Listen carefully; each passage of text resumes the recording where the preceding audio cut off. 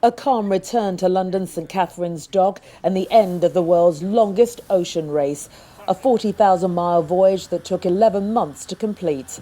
The 70-foot yacht in West Africa was one of 12 taking part in this year's Clipper Round the World yacht race. The 8 South African youngsters here celebrate after completing the voyage of a lifetime. Lebelang from Meadowlands in Gauteng sailed the 8th leg of the race. She can't even swim, so it was a challenge. The exciting part was actually getting through the gale, which was on our way from Derry back to Den Helder. There were gale warnings all over. As soon as we got over that, I felt like I've achieved something great. And crossing the North Atlantic Ocean with the icebergs and everything, and crossing where the Titanic sank and not sinking. Good news.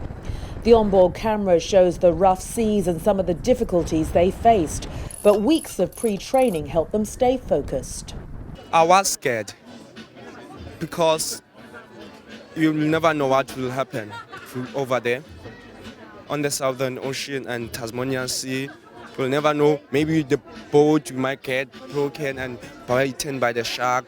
And the toughest, it was when we heard that Tata Nelson Mandela left us on the 5th of December. So being there by his name, I felt like, let me be strong.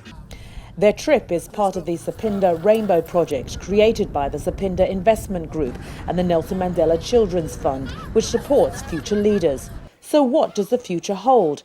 Sir Robin Knox-Johnson, the first person to sail solo non-stop around the world, says past participants have benefited hugely. I think there's 2 or 3 reasons for doing it. One, it's an opportunity to take these youngsters from an appalling background. They're living in one of the slums in Soweto, and they're in gangs, they've been in knife fights, and take them one at a time on the boat and show them that life can be different. And we've had 100% success in that. There's one, he can't read and write, but he's gone back to learn to read and write because he feels he can do something special with his life now. He'd probably been killed by the time he was 25 if he'd stayed there in the gangs. So there's a huge change. Now these 8 youngsters that we've had in this race from Soweto, they're the future leaders. But now they know they can do something with their lives. They've seen the light. Life can be different, and we can do it. And Lebelang wants to share her sailing story and inspire others.